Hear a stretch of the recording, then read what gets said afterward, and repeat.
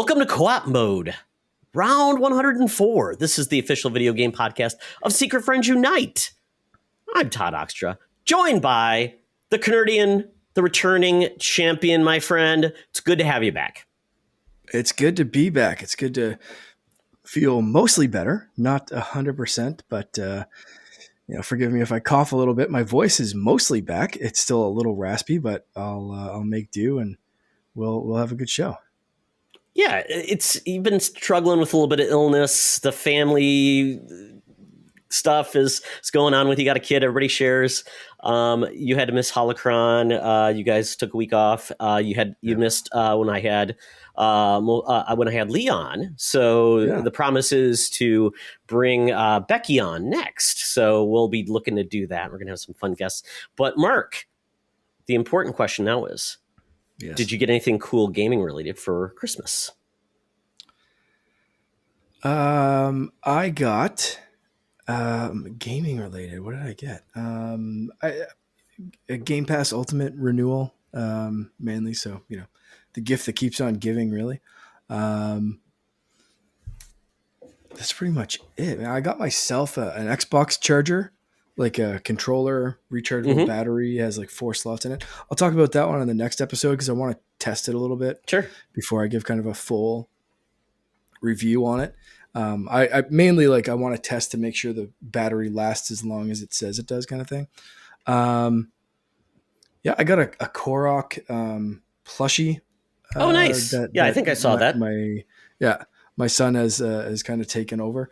What about yourself? What did you get? Any fun gaming stuff? Well, my wife got me this shirt, so it's kicking it old school. So it's an arcade. So she got me that. I got a word shirt for my mom that was too small, so Logan owns that now.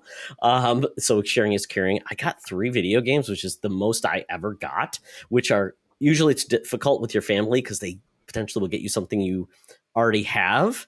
So 3 games. One of the games from the I'm blanking on the name. It's the series of games by Supermassive. They do the horror anthology series. So their latest game, Dark Pictures anthology. Yeah. So the most recent from that I haven't played. So I'm going to save that for scary times. I also got F.I.S.T, which is a game I'm going to talk about, which is one of the worst names in the world. And then I also got the Atari 50 collection. Oh, cool. So I'm really excited about that one, even though I probably won't play a lot of the games. I'm excited about because I've heard so many good things about it being kind of a great history piece, kind of more of a documentary. So that was kind of what I got from video games. But then I got this, which I didn't know this existed. So if you can see it, it's basically a graphic novel about the history of video games. Cool. It's called The Comic Book Story of Video Games. So I'm like, this is pretty cool. I didn't know this existed. So it's a graphic novel. So it'll be fun seeing illustrations, not just, the words, but all the pictures and in the story. So I'm excited to read that. So I'll be probably doing a review in 2023 of that. Yeah, that sounds really cool. How far does it go back? Right to the beginning of video games kind of thing? Or does it get into the crash, the rebuild with Nintendo, all the I'm just kind of curious what time it's set in. It's got an intro that kind of talks about, where video games are at now. But then, basis takes us back to kind of the history of entertainment. And then it goes into some various things. But it's really cool because they go back to really early innovators. We're talking about not Einstein, but Thomas Edison with power. And so it's kind of a weird transition, but also the illustrations are fun because they add a little bit of they add in and you probably can't see it very well because of my background, but it's got Mario levels, but with the founders of video games. So it's kind of a more creative approach to telling the history, which should be a fun read. That's really cool. Yeah, so that was kind of it. So, but yeah, I mean, gift cards and things like that. Logan, he bought Rogue. He got a Steam card from his mom, so he bought Rogue Legacy 2. So hopefully, I'll get to play that. And yeah, it'll be a good time. That's great. Yeah, so well, hopefully everybody else in the community had a great Christmas. New Year's is coming up, and if you got anything cool for Christmas, and Mark and I are both in a secret group and we do exchange every year there too. So it's always fun to be a part of that gaming community as well. Mm-hmm. But the first rule is we can't talk about it. So I already broke Exactly. it. Fight Club. So moving on to our favorite segment of the show, Buy, Rent, Return, Mark. I was inspired because I've been playing Fist. I'll talk about it, but it is essentially a platformer, Metroidvania type game. So that made me think of all the ways you move in games. So I picked move mechanics, including double jump, dash, dodge, or roll, just basically evasion techniques, I guess is the best way to put it, and then wall jump. So I don't know if wall jump's cheating with the double jump, but I figure it's another move mechanic that's become kind of synonymous with the games. So did I miss anything that you think is more iconic or in regards to movement? I mean, there's No, see, when I read wall jump, for some reason my brain went to like wall run as well, like the Prince of Persia style, like jump, run on running the along wall, the ledge. off Got the it. wall kind of thing. So that was kind of like my differentiator between like a normal double jump of like, you jump in the air and then you jump off of the air, I guess, however that mechanic works, and the wall jump mechanic. So I did think of them, the Mario back and forth. You go on one side of the wall, you go to the other side of the wall, and go up the All right. No, I think those are good. It's a hard one because I even struggle. I'm like, but we probably start with the comments from the group. Yeah. So Jerry McCoy from the Facebook group, he says buy, dash, dodge, and roll, rent, wall jump, assuming this also means run if it's mantling less enthused. Okay, so he went your route, Mark, with the wall run, and then returning double jump. Wow, that's a very brave addition. Wow. In the Discord group, the Winter Gamer, he says buy double jump. It can cover everything. Rent, dash, dodge, roll most of the time. And return, it's which is wall jump. It's faster to return wall jump. Not many walls that I need it for anyways. True. And then Schloss Ritter, he is basically agreeing with Brendan, but he basically says, except to add that wall jumping gives me traumatic flashbacks to Strider on NES. Very true. Fair. For me, I'm thinking I'm gonna buy the double jump. For some reason, that's just such a video gamey mechanic that doesn't make any physical sense, but feels so natural. It's one of those things that it's just like, I should be able to jump again while I'm already in the air. That doesn't work in real life, but it just feels right. And everyone understands it. Everyone gets it. Like, hey, it's a double jump. It's like, what the hell does that mean? It's a double. Don't worry about it. Like, it's the most video game thing. So I have to buy that one. Mark, have you tried like a triple jump, like in the Olympics where they do, and then they do that? I don't even know that's like, I don't think I could do it. I'd probably fall the second time. Yeah, that's a tough one. I'm gonna, man, the next two are tough.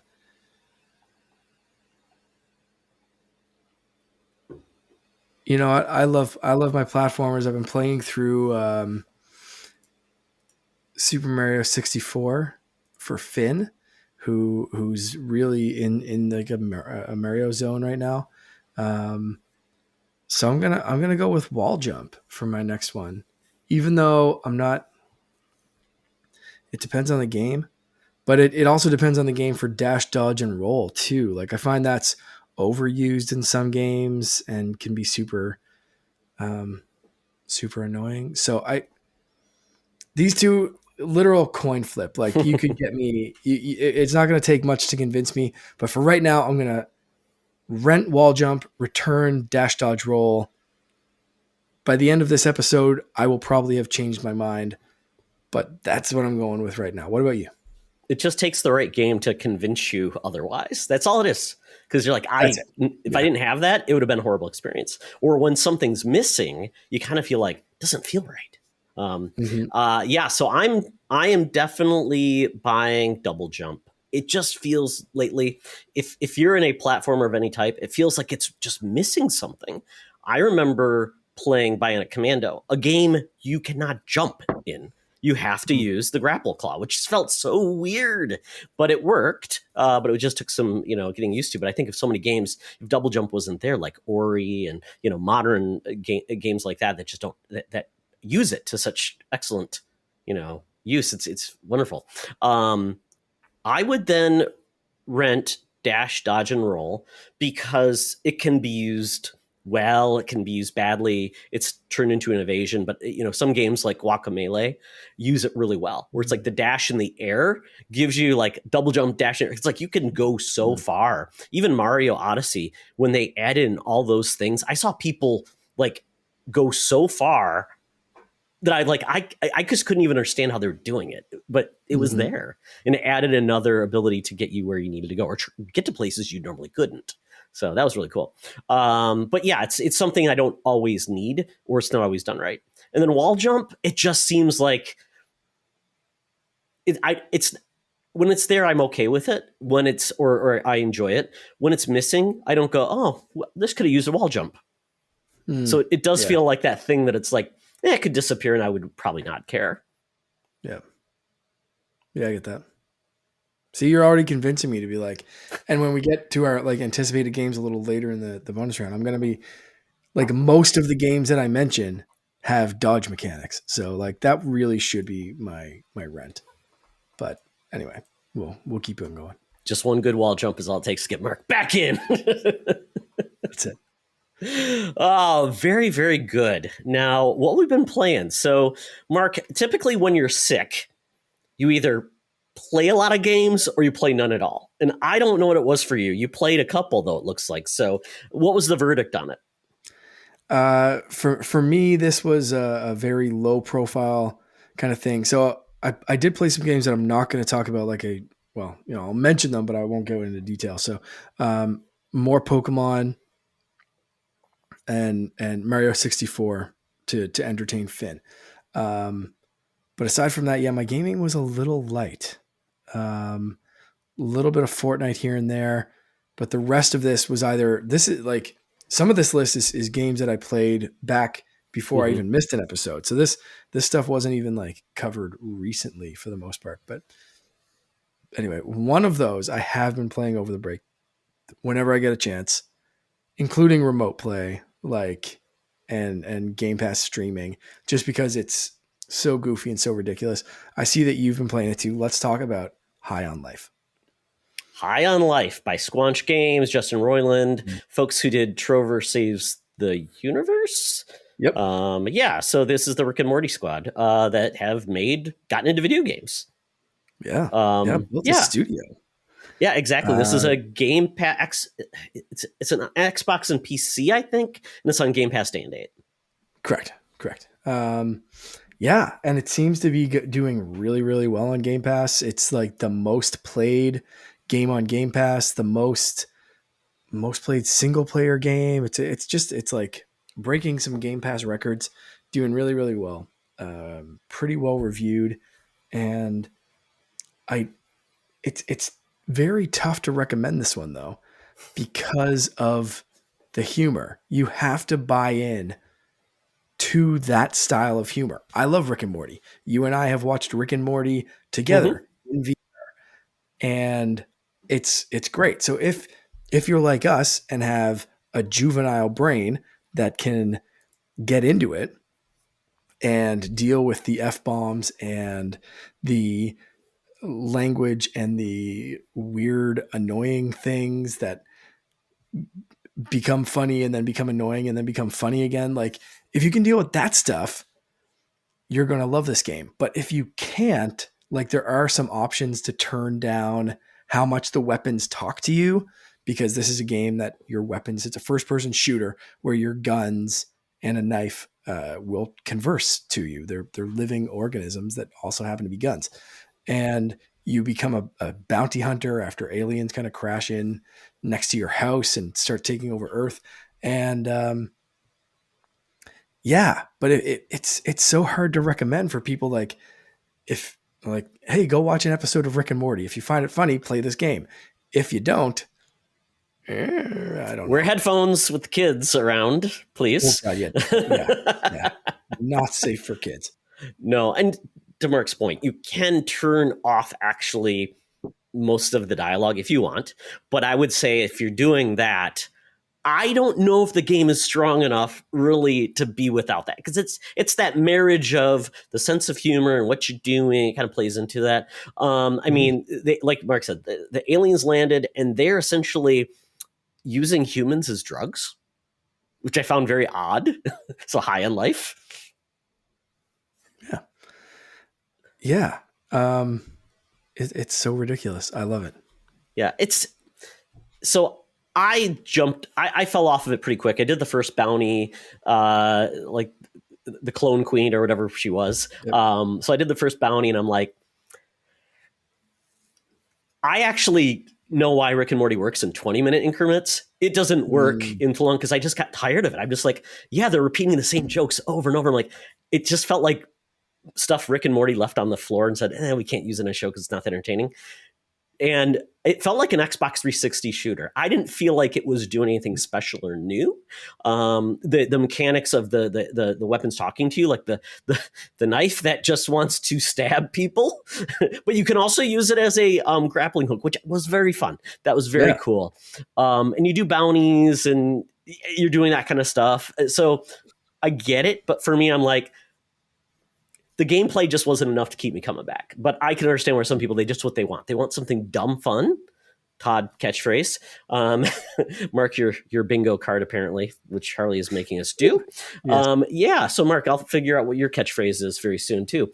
But yeah, I fell off, and but I'm glad it was on Game Pass because I didn't have to spend $50 to see if I really liked it or not. But it's encouraging that a single player first person shooter, story-based sense of humor is doing so well. Yeah. I have not fallen off of it. I haven't beaten it yet. I haven't finished it, but I've been playing in small increments. One, because I can't play when the kid's around because he repeats everything. And two, just because I haven't been feeling good. So I've been going to bed earlier. So that really cuts my playtime down. But I'm 3 bounties in, still very much enjoying it. I love the ridiculousness of being able to, like, if you want to, in between bounties, you can watch like a full movie. Oh yeah. Tammy and the T-Rex, or Tammy and the Teenage T-Rex, or something like that. a real movie. I didn't realize they were all real. Oh yeah, legit movie. I think there is some other stuff that is specifically made for this game, and you can watch through those. But like, I just sat there for like a half hour watching Tammy and the Teenage T-Rex. I was like, Denise Richards and Paul Walker, and I was just like, what is this game? And like, my wife walked in and she was just like, what are you doing? I was like, I'm playing a game, but I'm watching a movie inside the game. And she was just like, I don't understand. I'm just going to leave. This is how you spend your time. But to what you're saying, like with the knife, like you're right, it has a grapple mechanic, which comes into play a little bit later. There's some like on rails stuff and like, going down that way and then shooting certain platforms so they move and doing that kind of stuff. When you get the shotgun, that also releases like buzz saws, which you can use for your own platforms, and you can grapple up to those to keep kind of reaching higher and higher levels and stuff. So it's not, as far as like what a first person shooter is, it's not like breaking the mold there, but like for me, I'm finding it is unlocking those mechanics to help keep me interested of like, okay, yeah, I can reach up there now, or I can do this, or I can do that. And that's keeping me coming back. So I'm very much enjoying High on Life. It's good. It's keeping me interested. It says about 8 to 10 hours to beat. So yeah, I mean, that's perfect for dads. Yeah. I'm probably a little over halfway in right now. I'm estimating. Nice. So it's good. So there's a game on your list that just came out, River City Girls 2. I played River City Girls 1. It's a brawler, pixel art. What do you think? So I got a code for this one from our friends at Way Forward. They're always awesome to come through and support the show that way. Um, and I did play River City Girls, and I reviewed the last one I think on the show and said like the intro was way too long. Um, there was way too much dialogue. It was just, there were a few things that I was kind of nitpicking from the last game. So this one, I'm happy to say, skips that and literally makes fun of itself in the opening dialogue. So they say, at least we finished the school stage quicker this time. And they literally call themselves out for it. I love it. The hilarious, like kick-ass intro song, great voice acting, awesome like comic book cutscene with voice acting to kind of bring you up to speed with what you need to know if you miss like the first game or anything like that. Um, and the big bad literally just like gets bored and Superman style like punches his way through a prison wall and escapes, just like showing you that he was just in there because he allowed himself to be in there. Such a great opener and like a badass like comic book old school video game villain kind of moment. Um, Combat feels amazing. It's great. Every punch, every kick, there's different combos you can unlock. There's different like weapons. Just like, oh, my favorite kind of like old school beat 'em up is like just picking up a baseball bat or a garbage can and using it to beat someone up. The bat in this game is so damn satisfying. It is it is just good. So if you like those kind of old school beat 'em up brawlers, it's great. It is tough. Don't be afraid to like spend, so you can spend some money at the mall to get like upgrades and like health upgrades. Don't be afraid to do that because when you die, you either start back and like lose your money and that kind of stuff, or you can kind of start back at your home base, but like you have to retrek through the whole map. So at least you get some options, like if you're really close to something, but there's like give and take for either option. So yeah, but if you like those kind of old school beat 'em up kind of games, like this is one to watch out for. It's pretty fun. I really like the first one. It is difficult, Yeah, and I think this has been a great year for brawlers because we yeah, had Shredder's Revenge come out as well, and just so much fun, and all those Turtles games that came out in the Cowabunga collection. So, and this one came out. Very people were worried this game was not going to come out this year because of some performance issues getting it out, but I'm glad to see this one came out. yeah. Me too. It was like you said, it's kind of that year of the brawler, and this one, like it could have easily, like any brawler that came out could have easily kind of gotten overshadowed, but I feel like this stands out on its own. So that's like some big praise coming from a year that was so good on brawlers. Nice, nice. Yeah. I'll finish it off with Wavetail. So this one is from Thunderful Games, and I found out like I saw that this was I saw the trailer for this and thought it looked absolutely beautiful and just like really really charming. Um, and then I found out that I know the writer for this Oh, game. really? Yeah. So it's Alexandra Dahlberg. That so she used to do like the HR and marketing for Zoink, and has since kind of like moved on from that role and is now kind of like writing and doing more like of the game creation side of things. So yeah, it's really cool. So after I played it, I kind of like saw some trailers like where she was talking and like she's on my Facebook and stuff. So I was like, like sending her a message like I had no idea this is like you wrote this game. That's amazing. So it was cool to be able to kind of like chat that way with her and just like, like what's it like now that it's like people are playing it and stuff. And um, yeah, this was already out on Stadia, which I didn't realize even when I messaged her. So she was like, I wrote it so long ago that it's like just kind of cool to see people like, it's I guess with Discover anything it at work, in a place that like people actually will have. yeah, right. And I guess it's like something at work where you work on it for a while and you move on to the next project, Mhm. but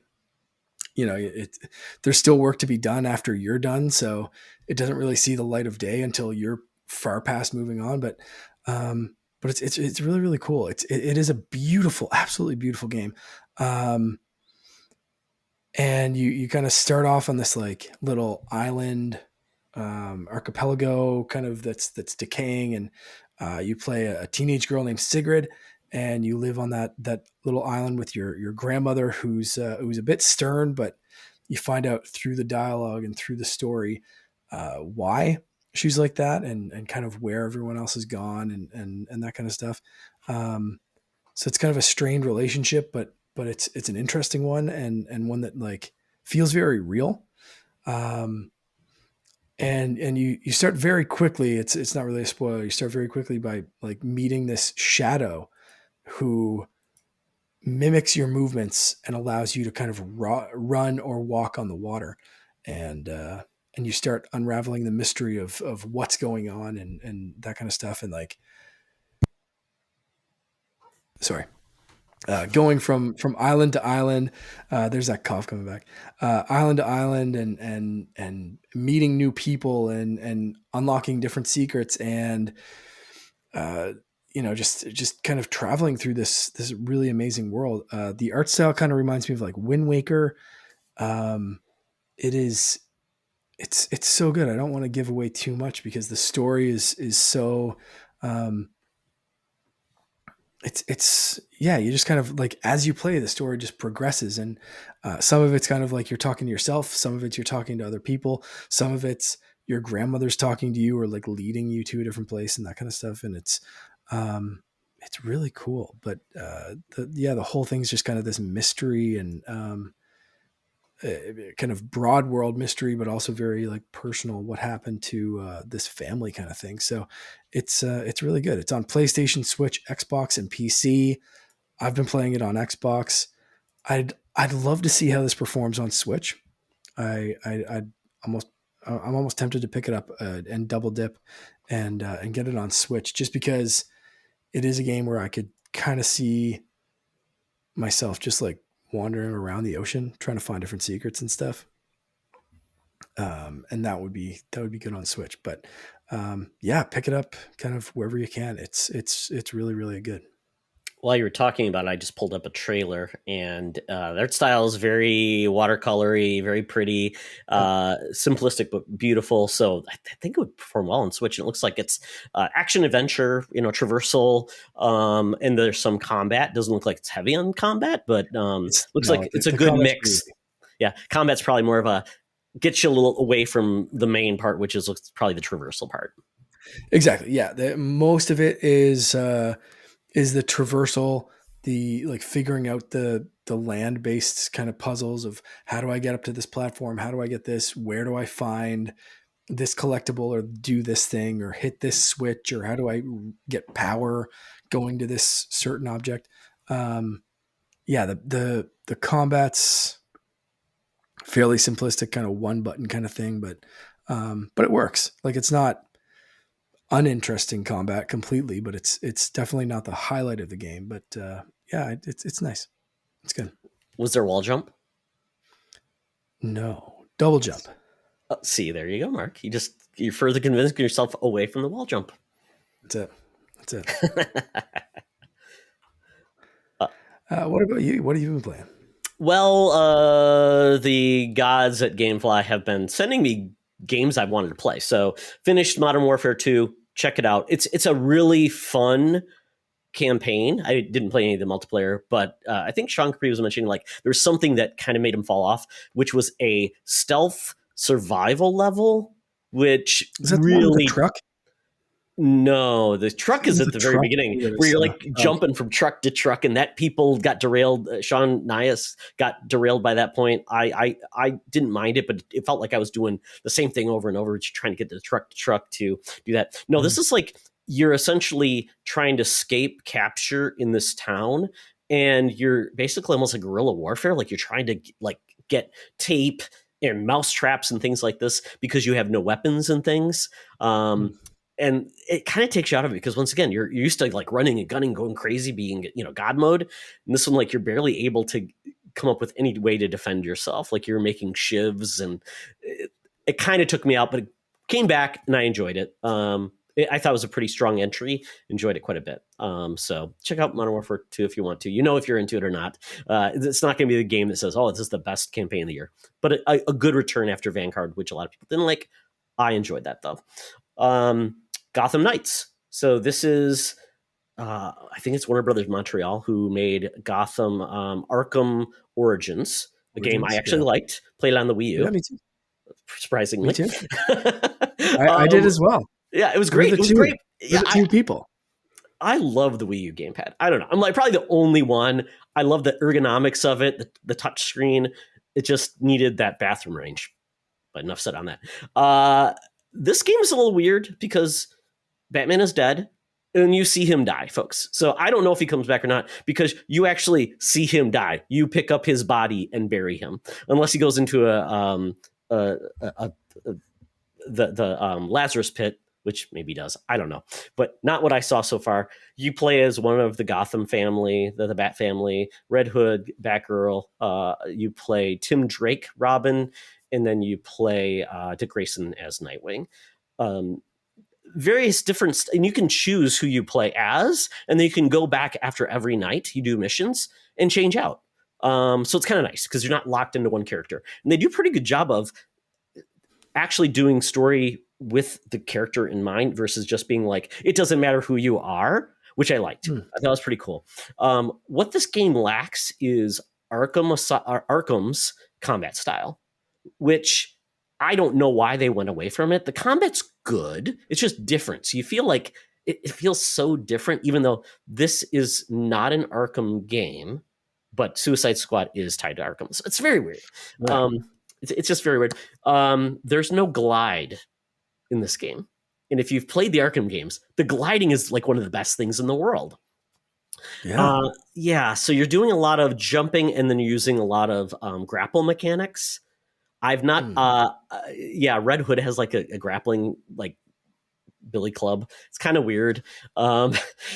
It just, I think you do get glide eventually, but so far I like it. I think it's interesting. It's doing it differently, so I think it has a lot to live up to because people are expecting an Arkham game. But so far I'm liking it. It's got the Court of Owls as essentially the main entry into the bad guys. So I haven't gotten really deep into that yet so far. But yeah, I don't think it's the worst game. And I think they fixed some of the performance bugs, which I know it had. It's only next gen, but it doesn't like do anything special that says next gen only. So it might be just a performance issue where they didn't feel they wanted to put on next gen. But buy it on discount if you're curious and you like Batman and superhero games. But I know a lot of other folks have liked it, but a lot of people are like I think the entry level is so high for a Batman game that this one could be disappointing to a lot of people. Yeah, the reviews were mediocre at best, and that's what's kept me from getting it. And I know it's on sale right now, 50% off, but I have enough stuff in my backlog that I'm not rushing, and I assume this game is going to go on sale again in the future and potentially, further than 50% off. I think it's only the special edition, so even 50% off is like still a little expensive. What's that include? Like the season pass, or is that like extra skins? I think it's extra skins. I haven't looked into it too much, but anyway, yeah. It's good to hear that you liked it. That's good. After saying, some things are different, but that's reassuring. That's reassuring. That's making me want to check it out more than I did this morning, looking through the Xbox shop and being like, maybe I'll wait. Yeah, and I don't know the co-op elements of this game. There is co-op. I just have not played a co-op with anyone, and I'm not sure if there's a co-op mechanic like you can play as a single player and like you can bring somebody in to do like a co-op move, like with the AI. I'll be curious to see how that's implemented, but I'm not that far in yet because a certain game has absconded my time away. But yeah, Gotham Knights, maybe this will come to Game Pass. I thought this would have been the perfect game to come to Game Pass day and date, to be honest, because this game was not getting a lot of love, and Xbox has not had really a big, like, AA day and date game this year like they had previous years. So I was a little disappointed that we didn't see that this year, because I think this would have been the perfect game to say, hey, we got a pretty good game and you don't have to spend $60 to know if you don't like it or not. But maybe Xbox knew that this wasn't a big enough like home run to like to spend the money on it.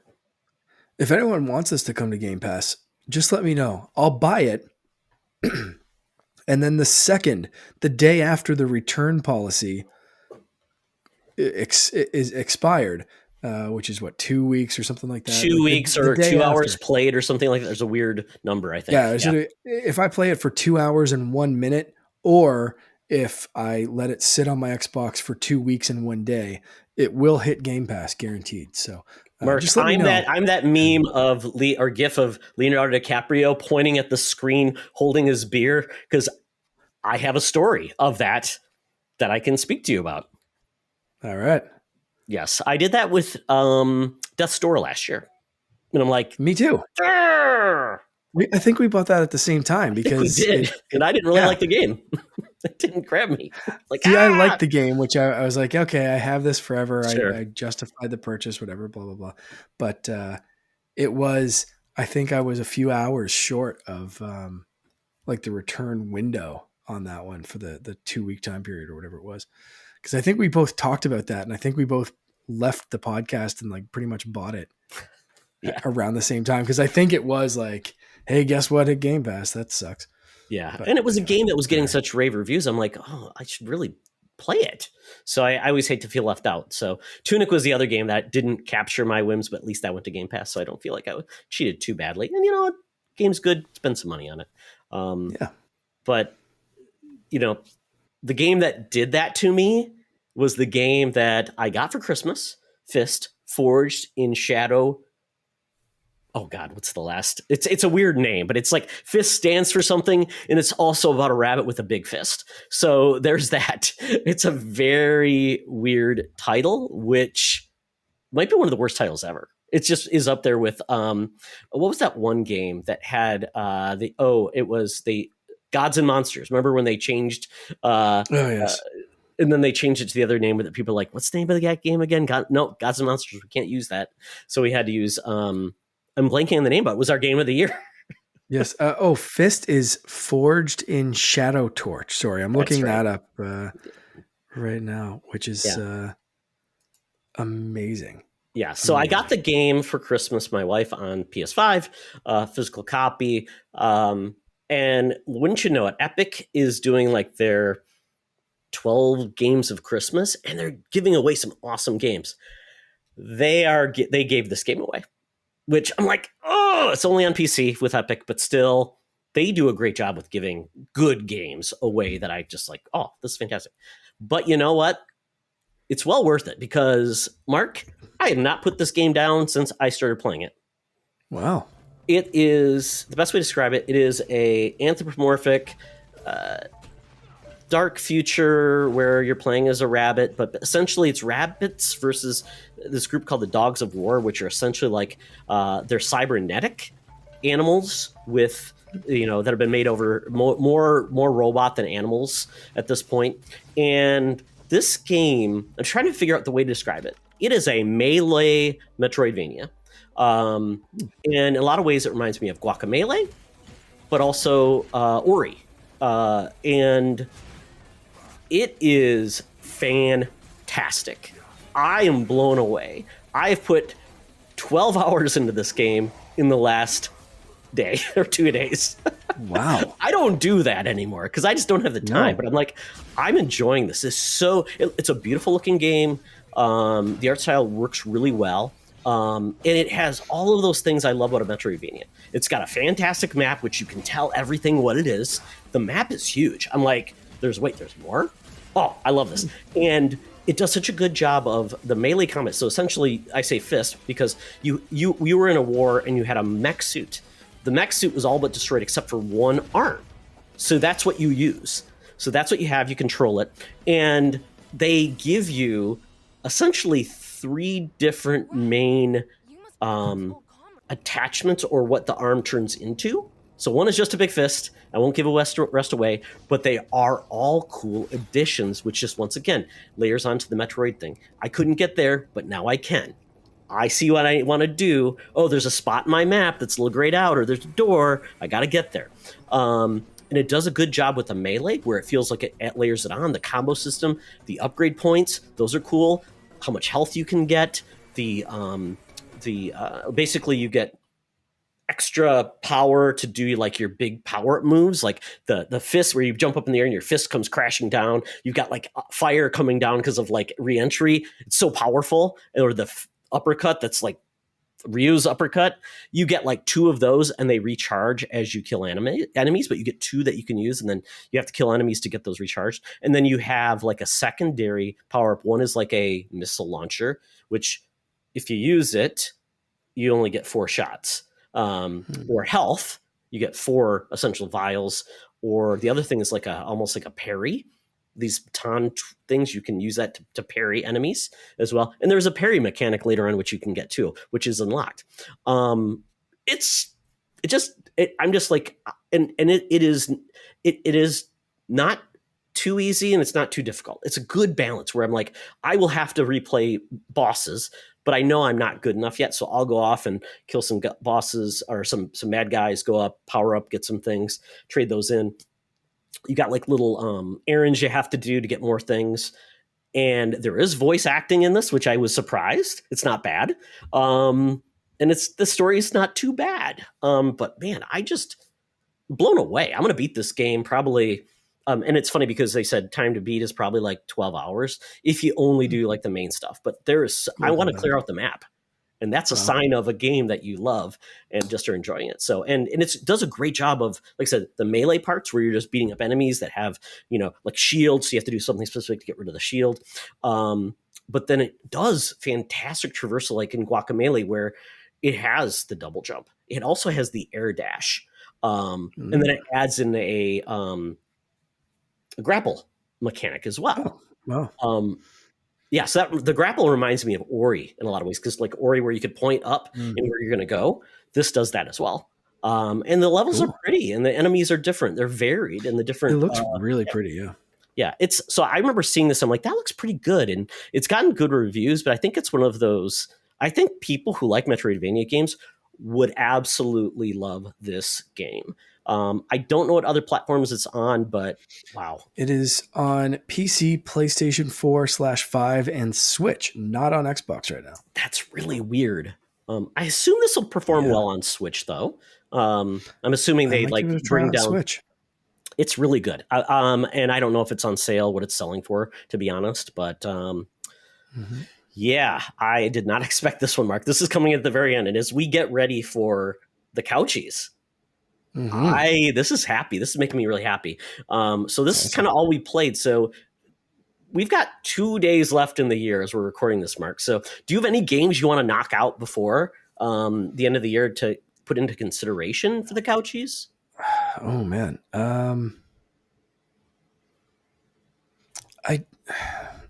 Not really. I need to completely finish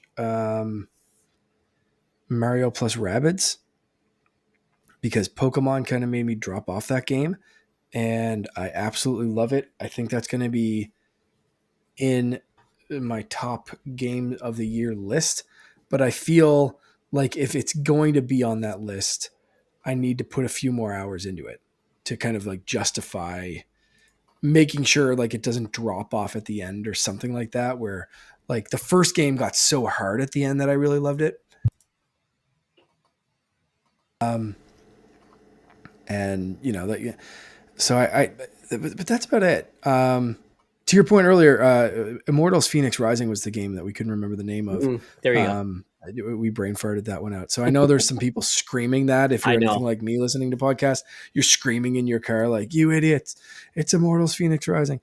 Anyway, there it is. I didn't want to interrupt you. In our game of the year, which we forgot the name. Yep. Aside from that, there's not much I can think of that like I'm missing. Like I don't know.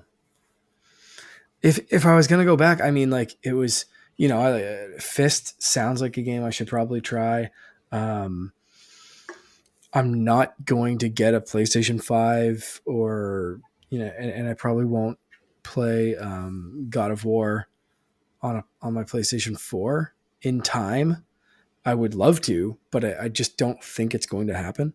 Um, so that would probably be the biggest like glaring omission because I know it's phenomenal. I know I need to play it, but right now it's just not in the cards to finish in the next 3 days or whatever. Um, so yeah, that's probably the biggest glaring omission is God of War. What Did about you you? play Elden Ring? I can't remember. No, I watched my Your brother play brother Elden played it, yeah. Ring. It's not my style. I've tried several of those types of games. I own the whole Dark Souls series. Um, like I picked up the controller for Elden Ring for a minute and was just like, yeah, no, I'm good. I'm done. I'll watch you play it, and that's it. It's not my style of game. Even if I did try to torture myself to play it, like it's not up there for me. Yeah, I agree. Yeah, I watched my son play too. I'm like, good job. And my son actually Mm-hmm. coached me through the first boss, I would say. And then he Yep. said, yep, I accomplished it. I beat the first boss. I beat Elden Ring That's it. at 1%. That's all you need. That's all I needed.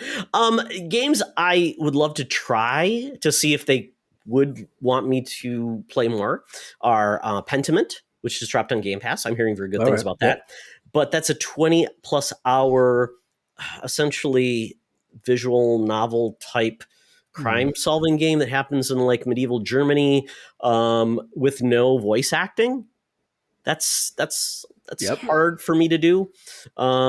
Immortality, which is one of those full motion video games that just Oh, dropped on right. Game Pass, Yes. which is essentially very supposed to be very cool. But like basically, you're watching film and clips of a film, and you're basically looking for things within the film to put together a larger story, which sounds really cool. Which sounds for me is very interesting.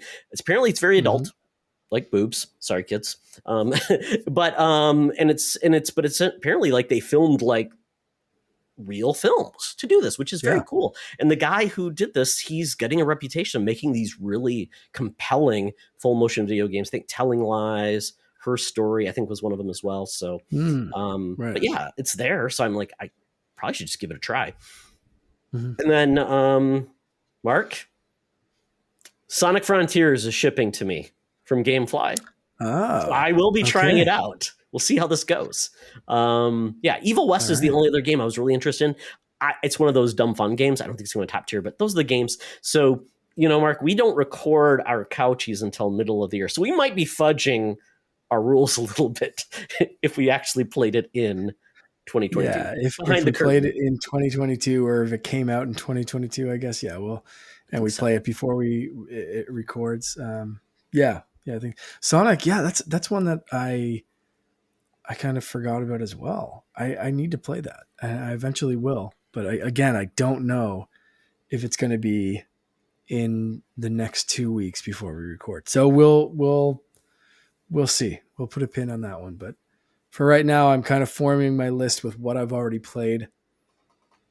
We've mentioned a couple of the games that I think will be on it, and we'll find out in a couple of weeks. Yeah, so I think that's my homework in the next couple of days is really, or next week, is to put together my list, your list. I usually use my achievements, my PlayStation trophies, to really gather what I played, and then kind of Mhm. rack and stack and give them specific scores. So, and I think we're going to add some new categories this year. Mark, I haven't told you about that. I think we're going to add some new categories, which could be fun. Sounds fun. Excellent. Well, that's what we've been playing, folks. But now we're going to get into the bonus round. This is really us Bonus. looking forward at 2023. We've kind of got a list of the games that at least right now are confirmed. Surprise, surprise. Nothing's really confirmed until after January or July. So pretty much, obviously, nothing's coming out after July this year. So that's it. Game over. No, we're going to get a lot of games that are announced coming July or later, and some games will still get pushed out. But we've got those games. So we're going to be talking about what is coming and confirmed, what games don't have dates that we're anticipating, and then kind of we'll do just really one each. We'll have a prediction each for Xbox, Nintendo, PlayStation, and third party of what we're expecting in 2023. So, Mark, with that, Yes. the list of games that are confirmed. I don't want to go through all of them, but I'll just probably hit on the standouts. For this, we'll go to Fire Emblem Engage. This is Nintendo hitting it Yeah. hard with a new Fire Emblem. Right now, it sounds like this game is like really dividing the Fire Emblem fan base, and I know nothing about those games. Yeah. Yeah, no, I definitely am not a Fire Emblem fan either. Like, I can't really speak to it, but yeah, I've been seeing a lot of stuff in like in Discord on Twitter, and Nintendo, of course, is pushing this one out because they always market the absolute hell out of any Fire Emblem anything. Um, yeah, but it's I can't wait to just. I like reading the discourse about those kind of games because I'm not going to play them myself, but I like kind of keeping up with what Nintendo's doing. So we've got that Persona 4 Golden, Persona 3 Portable, Forspoken for the PlayStation fans, and then Dead Space, all in January. That's nice. It's nice to have some games to play. I played the Forspoken demo. I hope the actual game is better than the demo, which is Oof. disappointing to me. But yeah, Very. Yeah. yeah. February, Hogwarts Legacy. Yep. We have, let's see. I'm trying to think of the games that really stand out. Wild Hearts, which is that EA Monster Hunter like from Namco Yeah. Bandai. Atomic Heart. This is a really cool Eastern European first-person shooter. This game looks like Half-Life dystopian, but looks really cool. Mhm. Like a Dragon Ishin. Apparently, And that's the then Yakuza games. and this is around the time we should get PlayStation VR 2. So that's Horizon Call of the Mountain on PlayStation VR 2, and the rest of the stuff that's hitting PSVR. So I can't wait as a VR fan and someone who's not going to be getting PSVR 2. I'm looking forward to just seeing the reviews on that. I'm hoping my brother picks one up so I can play it and compare it to the Quest 2. And February should be entertaining just for that, like just hardware side alone, and then all the re-releases that they've announced. So far I don't think there's any heavy hitters for people who have already played VR. It's a lot of re-releases, remasters, repackaging, like the Star Wars Galaxy's Edge game. But February should be interesting anyway from a new hardware standpoint alone. Yeah, and I guess console clause worked again because I secured a PSVR 2 for Sean Nias. So he is Nice. having me over to play PSVR 2. So Beauty. I'll get some hands on, which would be great because he is a huge fan of it. So it'll be curious what games he picks up for that. Yeah. Mark, Blood Bowl 3. Blood Bowl is a lot of fun. It's basically like goblins and monsters playing football. So it's kind of it Yes. has replaced NFL Blitz in a lot of ways. So very cool. Very fun. Kirby's Return to Dreamland Deluxe. This is the Wii game that Logan absolutely loved with Kirby. It's getting a Yep. remaster, which is cool. Octopath Traveler 2, which never played those games. It seems has a good, strong fan base. And that's coming to everything. So it's no longer a Switch Yeah. exclusive. It's coming to everything. And then Destiny 2 Lightfall, which anytime Destiny 2 comes back with content, my son, that's all he'll be doing on his PC. I always get tempted to come back in. Maybe we'll see if I'm bored in February, if that's what draws me back. Every time I'm just like, man, I kind of want to get back into Destiny. We'll see. We'll see. Yeah, so March. Wow. Looking to see what's coming out in March. Last of Us hits PC. Yeah, oh, that's true. Yeah. Yep. Wolong Fallen Dynasty. That game looks really, really cool. Is that the I'm hoping game? I'm trying to remember which one that is. Is that by the Chinese developer? yes, Or is that okay? That's the game that I looked think. really, really I think cool. that's the one. Or is that Oh, the maybe it's not. game? Or is this like a Souls like? I don't Oh, know. frig! Now you're making me doubt myself. I thought it was that. Anyway, okay. I'll More to have to come look on that that up. one. I'll have to figure that out. Skull and Bones might finally Really? release in March. Really? Maybe.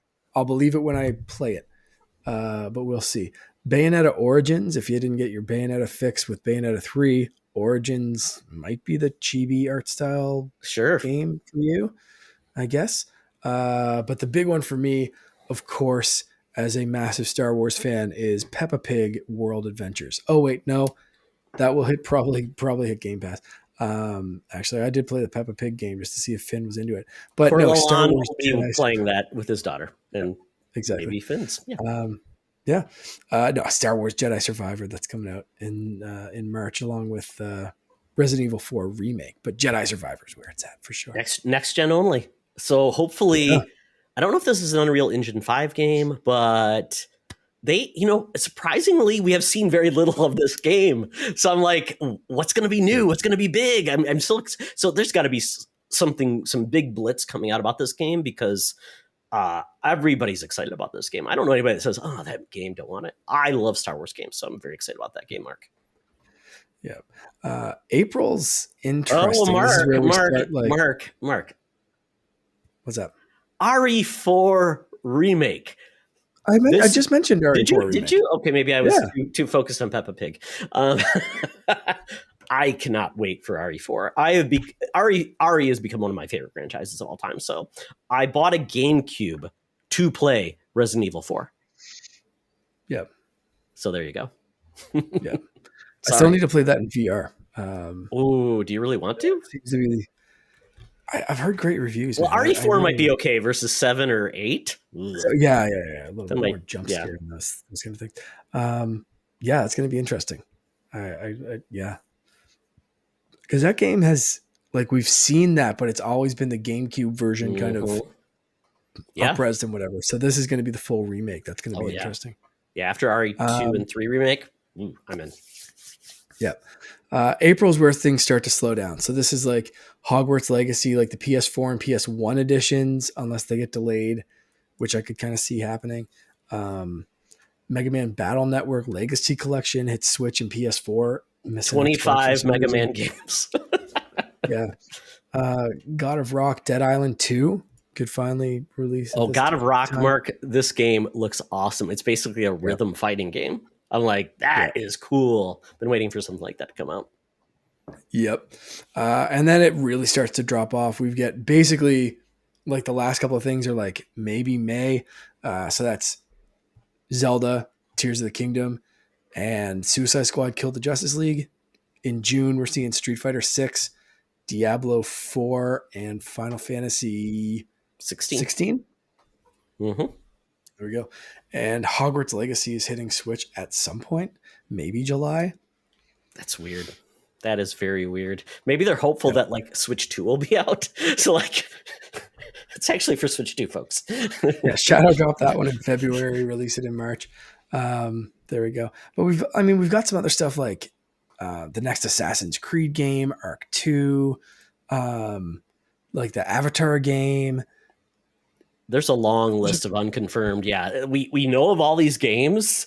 So I actually, what I did in my list. So we have most anticipated, unless there's a game here that is not on your anticipated, but like, wow, that'd be cool if it dropped in 2023. Right. So right now, like, my most anticipated games, let's get into our own personal list right now. Jedi Survivor is like top for me, along with kind of neck and neck, right up with Zelda. Are two of my most anticipated. Again, I just mentioned this in the it's probably going to drop this year category, but Assassin's Creed Mirage. Can't wait to dive into that one. I'm hoping that's like their big fall game kind of thing.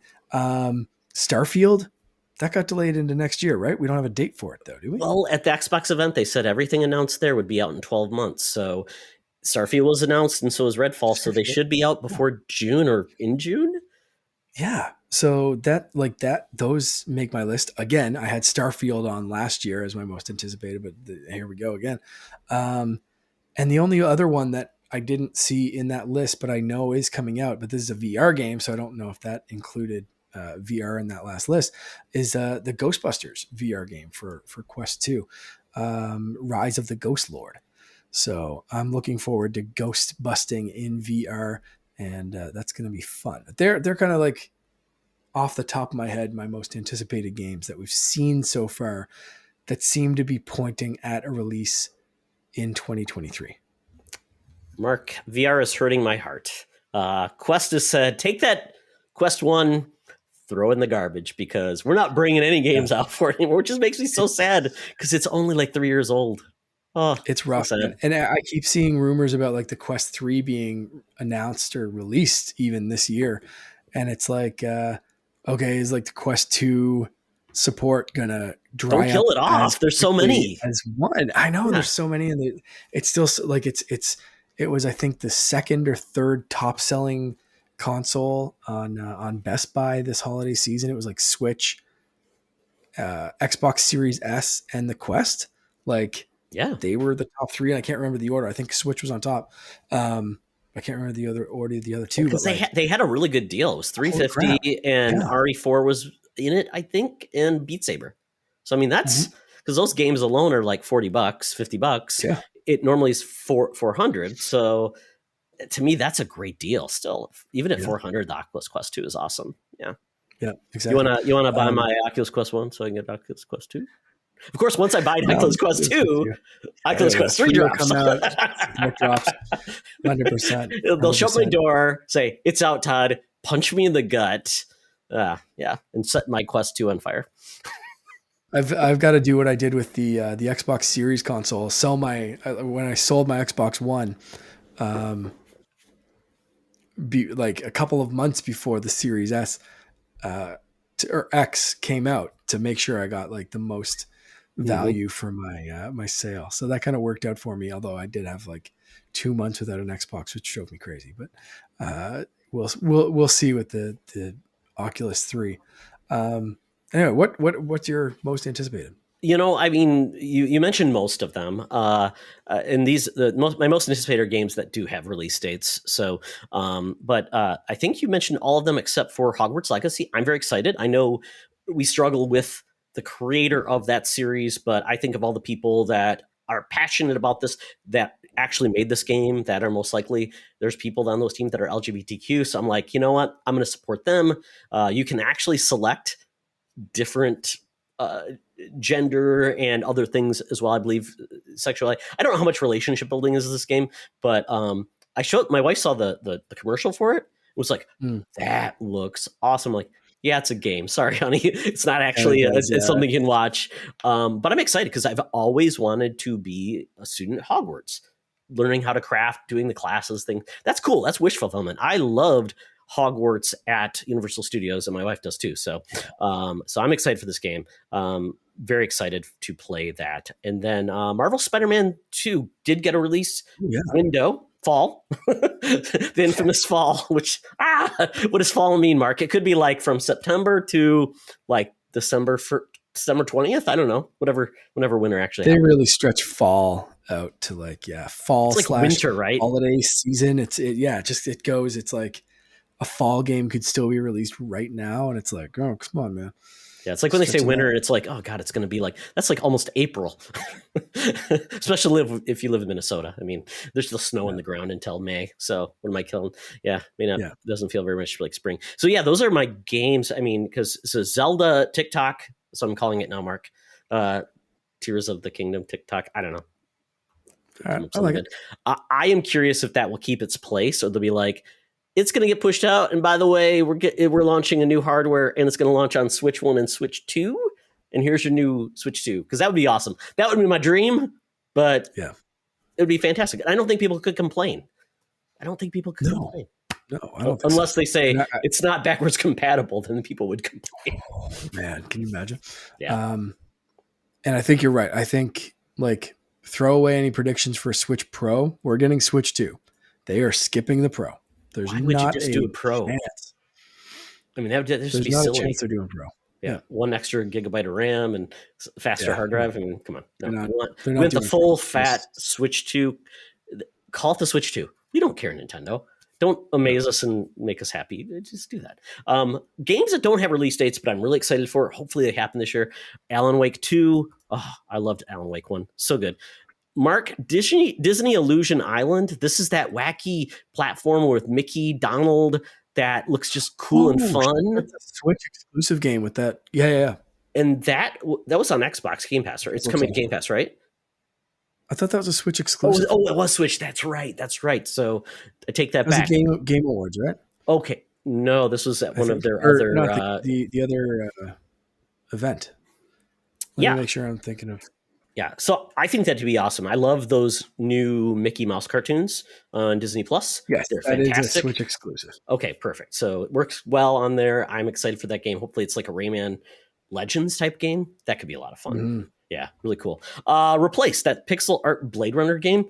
I think Oh, yeah. that was announced to come out in 2023.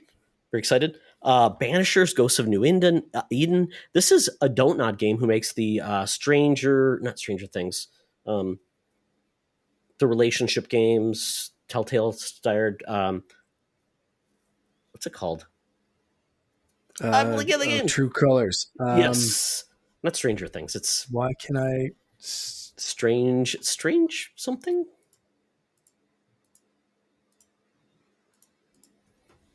Why can I not think of that? Life is Strange. Life is Strange. I had something in there, but this is like You their got first it. action I'm game. trying to So look it's up basically Banishers. yeah. Of New Eden. It's basically an action game where you're a guy that basically puts souls to rest, and it looks really cool. Hmm. It looks really really cool. Oh shit! It was Yes, at the Game I Awards. remember seeing that trailer. Looks really cool.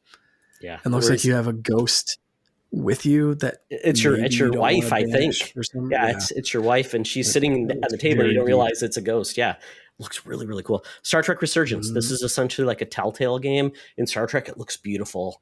There's not been many Star Trek games, so while Star Wars gets a lot of games, Star Trek doesn't. So I'm very excited for that game. Suicide Kills the Justice League. Oh, actually, we talked about that already. I think that game does have a release date. So, and I trust Rocksteady, so I'm happy with that. System Shock. I've never played that game. This is by the folks who basically inspired BioShock. This is getting a Mm. remake, so that would be the only way I want to play it. Don't want to play it on PC. Sorry, that's really old and busted. The Expanse. It's one of my favorite TV series of all time. It's getting game by the Telltale team. And then Ravenlock. This game looks awesome. This is essentially by the Echo Generation team, Mark. So if you remember that game, it's very blocky, pixely, and it was like a turn-based RPG based in like the 80s. Well, this is essentially Alice in Wonderland and their take on that using that pixel style. It looks very fantastical, looks wonderful. I'm excited for that game. Yeah, it looks really cool. All right, Mark. If there's anything else that people are anticipating, let us know. But wow, with these games alone, it's going to be a very, very busy 2023 just in the first half. Yeah, absolutely. Yeah, that's a lot of games. I didn't realize like we had that many confirmed or almost confirmed games. That's really neat. I know, and it seems like there's big, big games dropping in March and April, which is great, versus everything happening in January, February, March. Yeah. So prediction time, Mark. So last but not least, these can be far-fetched or just more realistic for anything that'll happen in 2023 from Xbox. Next episode, I'll dig out what our predictions were for 2022, and I'll bring those out. I just didn't have time to do that. So I'll make sure we feel like we redeem ourselves or not. Of course. Yeah. Because we have like 2 days left. So any of those things could still happen.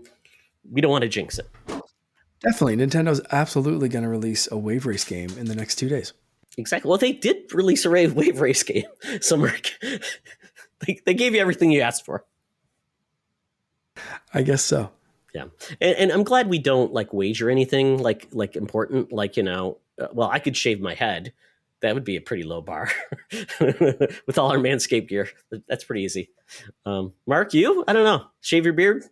Be a good one. Sure. Yeah. I mean, I trimmed over the holidays. It was very, very long, and I kind of like shaved it almost right down, but not quite gone. But yeah, that could be a wager.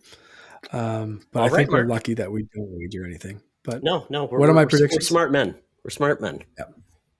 So my predictions start off. I'll start off with Xbox. Rare finally shows off full gameplay of Everwild. We get a deep dive, but I don't think it's released this year. But we get like a deep dive, and it's early 2024. I like that because are they doing? I don't know how much work. I mean, they have a team on Sea of Thieves, but it's not everybody at Rare. So hopefully that game comes out because that's all they've been doing. I'd love it for it to be released. Yeah, that'd be awesome if they were like, "Here's Everwild. You're playing it this fall. 2 thumbs up." I tried to. I don't know. I for some reason I think that's a 2024 game. All right. All right. Well, I'll do What's Xbox. your Xbox? Yeah. So I think it's going to be, I'm going to give a hardware and I'm going to give a software. So, hardware, I think this is the year that Xbox officially unveils their streaming device. I forgot what Uh, they've called it. They've kind of previewed it. Phil Spencer had like a mock up or a previous version on a shelf, but I think we're going to get it. And I think it's going to be brought in with an Xbox controller. And I think it's going to be priced at $100. And I think that gets a ton of people in the door. And hopefully a month of Game Pass. I hope they give you a month of Game Pass because that kind of makes yeah. sense to get people in the door. So a month of Game Pass, a controller, and some sort of dongle, all for $100. I think so. Damn, sir. I think That it's the right is, way to do it. No barriers, yeah. right? Yeah. Well, I do have to say, my parents just bought a new Samsung TV, and it has the Game Pass app just built into it. So we were over there, and over the holidays, and um, I told my brother, I was like, "Do you have an Xbox controller like lying around, like either like Xbox One?" He's like, "Yeah, let's go." So he ran down and grabbed that, and like it took no time to really hook it up, and I was playing. We played High on Life, and then quickly shut that off because there was people around. But and jumped into like the menu of Fortnite, and then played some Paw Patrol. Like nothing really intensive, but like it looked good. It played good. The lag on Paw Patrol was fairly minimal. I beat a stage anyway, and yeah, it was fine. Like it was a good way to play. So um, I like that. Just get it to people, right? Like if Absolutely. you don't Yeah. have a newer Samsung TV, like here's the way to go. Like I like that idea. Yeah, it's funny because my LG OLED, which I just got, had supported Stadia, like right on board. So I tried some Stadia on it. It doesn't have Xbox Game Pass, which I'm like, if it can do Stadia, it can do Game Pass. It's very weird, but it supports all Bluetooth controllers, so I can do a PS5 and all this. So I think that's great. I really think that's the gateway for Xbox, and hopefully they'll listen to me and get my game cloud Game Pass or Game Plus stream for $5 a month and get rid of Xbox Gold in 2023 as well. My gaming will be, we will see a trailer and a release date for the Indiana Jones game by, and the only reason I'm doing this Xbox because it is by an Xbox studio now, by Machine Games, Machine Games, who makes Wolfenstein. Wolfenstein games, which I absolutely love. Because Indiana Jones is coming out this year. I hope we see a trailer for that before the movie comes out. And they say it's coming out this fall. You've seen the movie, you love that. Now you can play as Indiana Jones. I would love that because we have not had a good Indiana Jones game since that really clunky Indiana Jones game, which you can play on Xbox now if you want to. Yeah, it would be so cool to see that game trailer up on the screen before the movie, like as during the previews and trailers and stuff. Yeah. That'd be awesome. Yeah. Unfortunately, we find out that it's Mutt. You're playing as Mutt in the game. Oops. Did I spoil that? They told me not to give that away. Apparently, I'm sure you guys covered this, and I'm still catching up on some podcast listening that I missed. But they will explain what happened to Mutt during this movie, but he will not be in it. Apparently, which is just an odd thing, but I mean, is it 15 years Mutt, since the Crystal Skull? Mutt died So, yeah. on the way back to his home planet. That's right. He's been poochied. As part of the Disney Corporation, you're allowed to do that then. Absolutely. All right. So I'll put that in. I'll update my announcements after that. Let's see. So Nintendo, Mark. So Yep. this is going to be a weird year for Nintendo because it's a lot of will they, won't they? For me, there's only one Nintendo prediction that I need to make, that I want to make, that they should listen to me when I say we need a new Wave Race game. You gave us Virtual Console or whatever you call it, Nintendo Switch Online. It's time. Wave Race. Mark, I'm happy to announce that Nintendo will announce that Switch Sports will be getting a jet ski mode. Yeah, you're probably right. That's about as best as I'll get, but I'm And they'll holding out hope. and they'll Waveries. call it Wave Face.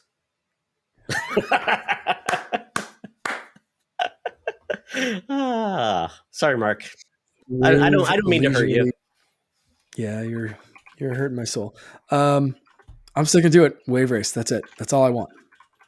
Wave race. I love it. I love it. It's didn't they do a wave race on the Labo? I don't know. They probably will. It's like, here's your monkey paw, Mark. Let's hope you have your Making me Labo sad. left. We're not making any more. You're making me sad, Todd. Sorry. Oh well, I gave my Labo to Sean Nias's son Henry, so we're in the same I boat. still have my Labo gun VR thing around here somewhere. I'm sure it's up in a closet, but no, I want a real wave race game. Okay. Okay. Yeah, they haven't really done any racing games like outside of Mario Kart. Oh well, we'll see what they do. So for me, because this is really hard for me because Nintendo's dropped all of their big franchises, and Zelda's kind of the last one that kind of is like, here it is. What I think they will do, because the Mario movie's coming out. Everybody's excited for it. And I don't think they can just say, well, we have a Mario game for you, and it's Mario Odyssey, which is now, almost 6 years old. We can't say it's Mario 3D World, and that's almost 3 years old. I think they've got to announce a new 3D Mario game, because that team has not really done anything since Bowser's Fury, and Bowser's Fury didn't take 8 years to make. So I would love a new 3D Mario game, and I'm going back to say that I think this will be the Mario in Time game, because we saw the dinosaur level, and that was so cool. But I want Mario to go through time.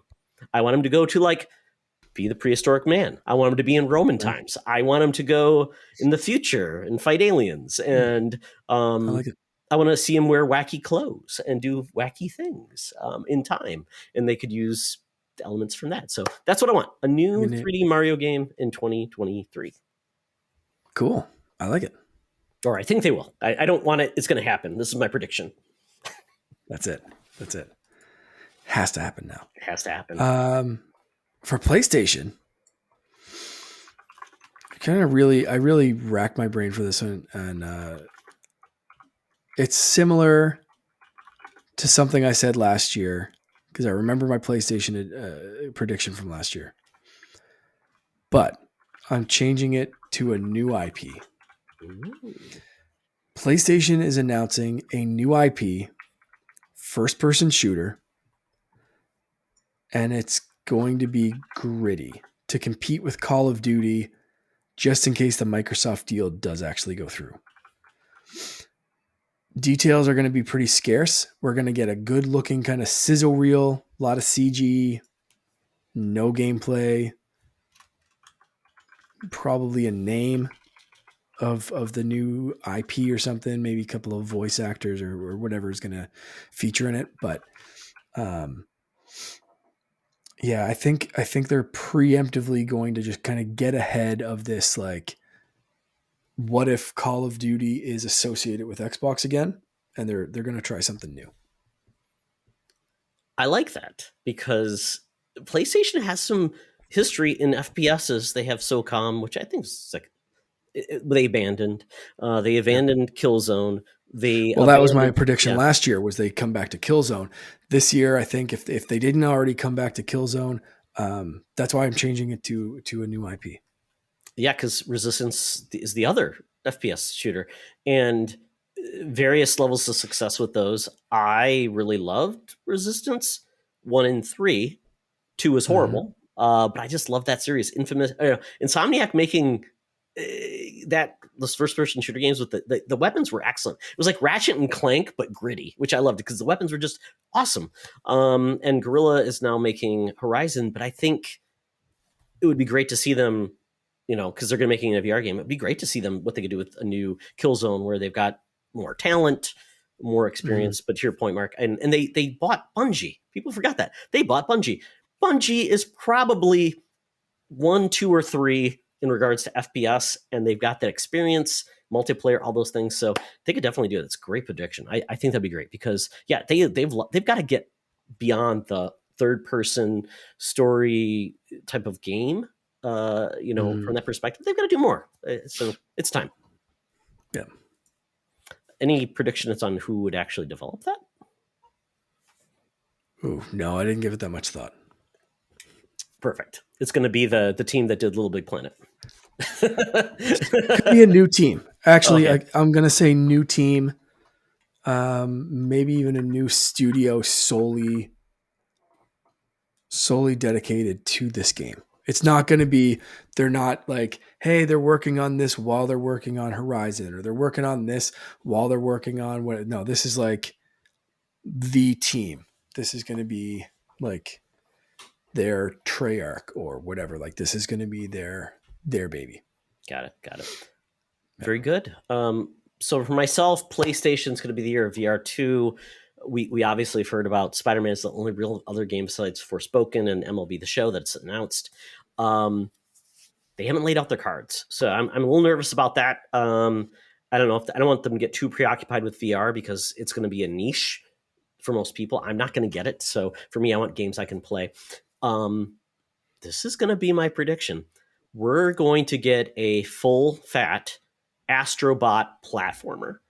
That will be both for VR and as a standalone game. So basically, it'll be playable in VR, like the Astrobot Adventure, which people said that could have just been a standalone platform. We have the Astrobot game on PlayStation 5, which experienced all things, which was wonderful. I'm like, I want to play more of that, and more people do, and they love the speed runs. So Yeah. I think we're going to get that because Sony and Xbox both, too largely, have lacked all ages games, and Astrobot is all ages. He's not decapitating people. He's not doing raunchy humor. He's not doing that stuff. He's just cute and adorable like Sackboy. So I think Astrobot's becoming the mascot of PlayStation, but he's got to have a game that everybody can play more than just a demo. So I would really love to see that a Team Asobo do that. I think that Astrobot game needs to come to PlayStation VR 2. And I think we need a new game that everyone can play because they showed everyone loved it. And it's been about 2 years. So that's my prediction. I like that. Similar, again, my Xbox prediction last year was a new Banjo game. And I think both PlayStation and Microsoft could benefit from those types of family-friendly games. Yeah. I almost just kept my prediction from last year for Xbox, which, I think they should do some family-friendly stuff. I came up with Everwild instead because I wanted to do something different, but like just as valid. I really think they should lean on some of those IP, and why not Banjo? But if they come up with something new, cool. But Astrobot, man, yeah, they could. I mean, in the year of Mario, like, why not give the plumber a run for his money with like an amazing platformer? I think if anyone's going to do it, it's going to be Astrobot. Absolutely. Yeah. Cannot wait. So we get to third party. This one's huge because it encompasses everybody but the platform holders. But obviously there's less and less of those that are out there. So Mark, do you have any we know that like Ubisoft is near and dear to your heart. But I think we already know we're getting the Assassin's Creed game. They've been kind of tight to the vest on the other games that are coming out for them. So beyond that, we've got our Capcom, we've got our Take-Two, which does like your Rockstar games. We've got Konami that never puts out any games except for collections eventually. Anybody big that I'm forgetting from a third party? EA is putting out Jedi. Any other big third parties that you can think of that might be doing something cool this year? No, when I was trying to think of a prediction for third parties, I was at first going to Assassin's Creed, but they've kind of showed a lot of what they're going to do. And I think we'll see more of that in, some of their different projects and more than just the quick trailers that we got during the Assassin's Creed 15-year celebration that was a little earlier this year. But I went with something different. And I think after some leaks and more than enough time, we're finally going to see GTA 6.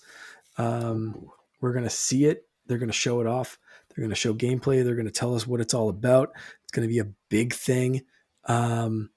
but they're also going to announce that GTA Online is not like getting a GTA Online 2 or, a 6 version of this. They're just going to keep going with like ongoing improvements. Like they just dropped one today, like a new story chapter or Mm-hmm. something like that. Um, so I think they're just going to keep going with that. I don't think like, if you get GTA 6, like you'll get GTA Online with it, but it's not going to be a different experience from what you're playing right now. And I think that's going to be a little controversial for some people want an all new online, and other people will be like, good, I spent $6 billion in character customizations and stuff. So it's going to divide the fan base a little bit, but they're just going to keep it on going, and that's their online ongoing component. But we'll see some stuff from 6 obviously work its way through, but um, the single player is going to be the focus on 6. Yeah, I mean that's a good one because I mean it's funny we've had now GTA 5 on 3 generations of consoles. It's time, Yeah, and they can just it's continue definitely the time. online part without, and they can just add in a new map or whatever that in brings in whatever's new and cool about GTA 6. Yeah. And yeah, that'll happen. So yeah, I think yeah, you're right. It's time. I mean, it's been way too long. I actually finally bought GTA 5 to play on my PlayStation 5 because they did update it, but Hey, I've never played it. good I mean, I job. played a little bit, but I don't know why. Just those games have never. But I should play them because they're Yeah, it's good. important. Yeah, yeah. Um, so for myself, I mean, if you think about third-party publishers at this point, we assume Activision Blizzard will eventually go into Microsoft. Maybe, who knows? That's a crazy thing. EA, Bandai Namco, Take Two, Ubisoft, Square Enix, Konami, Sega, and Capcom, I think are the big ones. For myself, Capcom is one of my favorite third-party publishers. And what I would love to see them do, what they've done with Resident Evil, is bring back Onimusha. They brought Ooh, back like kind of like a crappy, like just a refresh of Onimusha 1, which wasn't very good. It just seems like they did the least amount they could.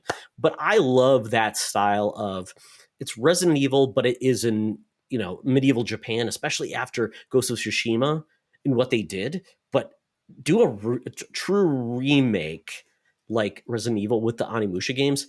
I know they struggle because the actor they have apparently is a Japanese actor and they use his likeness. Don't do that. Just don't use that guy. Like just generic person is now our lead character. So they don't have to worry about paying an actor who maybe might be dead. But I would love that because I think it's such a cool series. I mean, mm, and Capcom really flourished in the Xbox 360 era, but they kind of left Onimusha behind during that. And I just feel it's a time to bring Onimusha back. I love that franchise. And I would just love to see it come back and be awesome. I think Onimusha still to this day has some of the best cinematics. Uh, I love it. So Onimusha remake. Let's go. awesome. Great prediction. It's a deep cut. Um, I think there's 3 people said yeah, yes, God, we want that. The rest of people are like, what? Yeah, yeah, yeah. I should have pulled something wacky out too, like Zack and Wiki remake for Switch. I Yeah, almost that'll said be my Okami because Okami for many yeah. people is one of the best Zelda like games of all time. Yeah, So yeah. good, so good, such a good use of like the drawing. I played it on PlayStation. Did I play it on PlayStation 2 with the sticks? But it's perfect for like Wii because you are using using control mechanics to use the screen. But oh well, they didn't listen to me. Apparently, No, didn't bring it no. back. Yeah, I'll go with Zack and Wiki Capcom. That's a good third person. Didn't they have like weird Deep cut. you did like weird motion things like hey I'm turning a crank. Yeah, Is that yeah. Capcom? Who did that game? Yep, that was Okay, Capcom. Yeah, see it's perfect because the Switch can do that. yeah, exactly. You get the gimmicky part of things. Yeah, that game needs a remake. Mark, nobody even mentioned in their predictions that Nintendo will bring out a new online system in regards to like GBA or anything like that, or GameCube. So I guess we know. I'm really hoping to see. I don't think they're going to do GameCube. I'm really hoping. I'd love to see Game Boy, but I want GBA. Because then you can play. They say Game Boy GBA. It's backwards compatible. You say, "Hey, Nintendo, it's backwards compatible with GBA." You just put that cart in the GBA online system. It'll play GB and GB Color. See, Mark? When I think of Game Boy, I include Advance in that because I don't think Game Boy games are enough of a draw. Like I think you need some Game Boy games, like the the Zelda games and Mario Land, Super Mario Land 2, especially. Like the 1 is fine, but 2 is amazing. The Pokemon games. Will they put the Pokemon games on there? That kind of stuff. Would they do it, or do you think they're like, no, we're not doing it. We're charging you $20 like those games? No, because they haven't. Like they put them on 3DS. Okay. Like do they have any? Console. They don't have. Are any of the Pokemon games from N64 on NSO? Pokemon Snap. Okay, so and they're doing Stadium, right? Stadium. Okay. Yeah. So yeah, sure. So yeah, I think that'd be a good call. I do too, because I love the GBA. That was my first handheld, and I loved it. And I did play some Game Boy Color and Game Boy games on it too, like Link's Awakening. Yeah, another amazing game. Yeah. Well, that is our predictions, folks. Call us out if we said something stupid, because I never do. No, there's always a first. So that is it. This is your last episode of Co-op Mode in 2022. It's been a pleasure. So, Mark, tell people where they can find you in 2022 and beyond. You can find me at @the_Canardian on Instagram and Twitter, and TikTok, and in the Secret Friends Unite Discord. Excellent. Yeah, our Discord's awesome. Just to say, we had people in here. We're having a great time. We're getting overrun by Star Trek people, but you know what? They are great people too. We need more Star Wars. We need people in video games. Great. Yeah, it's been great. Awesome. You can follow me at Toxtra. Since fantasy football season is over, I'm far less annoying. Just having a good time, sharing awesome experiences with people online that I really care for. And then you can follow at Secret Friends U on Twitter, secretfriendsunite.com, our Discord group. I'm actually on Hive as well, which, it came back. Me too. Just Canardian. Yep. Yeah, it came back. I'm at Todd of War. So I actually had a little bit of fun time with my name. So at Toxtra, at Todd of War. Check out Hive. It's a kinder and gentler place. A lot less. It's not like Mos Eisley, folks. So check it out there. See, Mark, I know Star Wars. Join us. Check out our content, folks. If you rate us, we'd love a rating on iTunes or any of the services we're on, because it lets more people find us. So thank you. And we're really excited about 2023. Cool things are coming at Secret Friends Unite. So with that, Mark, awesome. Another great year with you, my friend. It's been awesome. It's always great to do this. I look forward to this every time because I love talking about video games and I love hanging out with my favorite Canardian. Me too, man. It's been, if I sound rough today, you can imagine how rough I sounded 2 weeks ago. Basically just no voice whatsoever. So hopefully in 2 weeks, it'll just be back fully and I'll be ready to go. But yeah, man, I look forward to 2023 and more video game chats with you and our community. Absolutely. So folks, thank you for joining us on this video game journey. And as always, it's always better to game together. This podcast is part of the Secret Friends Unite podcasting network. Visit secretfriendsunite.com for more great shows, articles, news, reviews, and more. Secret Friends Unite podcasts are available on Apple, Google, Spotify, and other podcast services around the world. If you'd like to be part of the conversation, you can join us on Facebook or our new Discord server, or follow at Secret Friends U on Twitter. Please subscribe to Secret Friends Unite on YouTube and visit our merch store at tpublic.com. Just search Secret Friends Unite. Thanks for listening.